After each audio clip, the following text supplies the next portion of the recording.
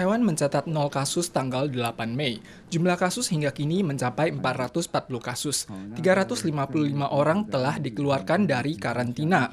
Total kasus global mencapai 3,75 juta kasus dan lebih dari 260 ribu korban tewas. Penelitian terbaru Tiongkok menyatakan gen COVID-19 ditemukan dalam kandungan sperma 6 pasien pria. Terkait hal ini, pakar Taiwan menjelaskan virus ini ditularkan melalui cairan di udara dan bersentuhan. Namun virus ini juga dapat menyebar ke seluruh organ tubuh melalui darah. Tidak tertutup kemungkinan penularan lewat aktivitas seksual.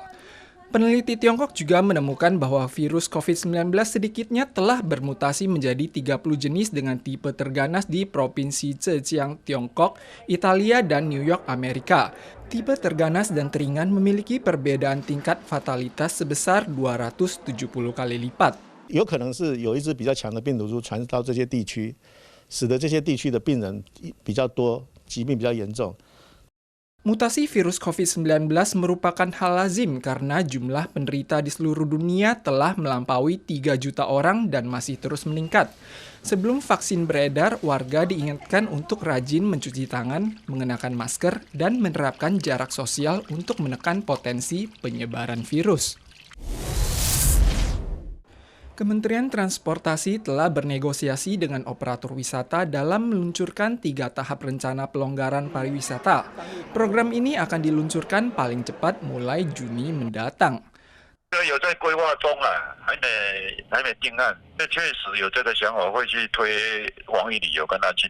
Tahap pertama akan terfokus di sektor kuliner, akomodasi, wisata, dan transportasi.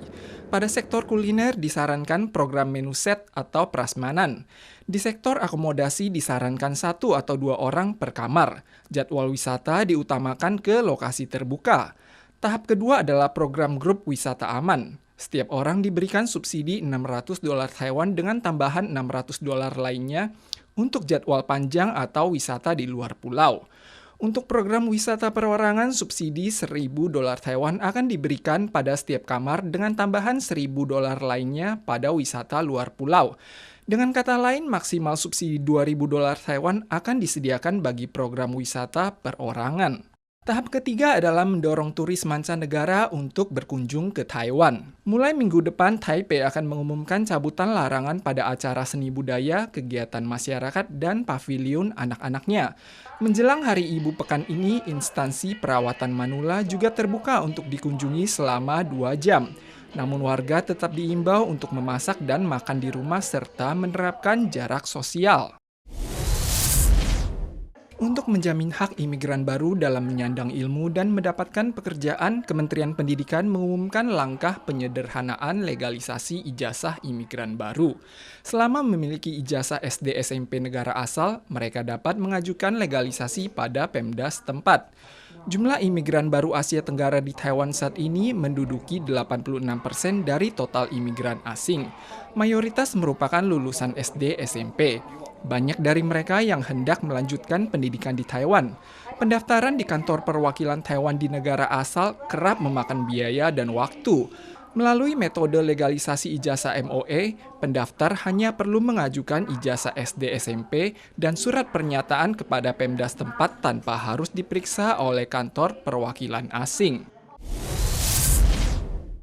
Tim medis tampak menggendong dan melarikan anak kecil dari lokasi kejadian. Ada yang rebah dan sesak napas di sepanjang jalan.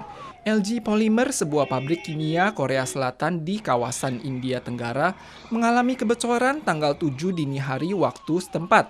Saat kejadian, banyak warga yang masih terlelap tidur.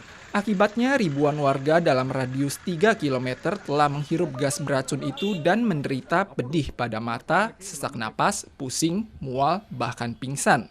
Petugas malam telah melaporkan saat menemukan kebocoran gas. Namun karena kondisi parah, insiden tidak dapat segera ditangani, bahkan sempat terjadi kebakaran. Pemerintah India mengutus tim penyelamat untuk mengevakuasi warga di sekitarnya. Sedikitnya 11 orang tewas termasuk anak kecil.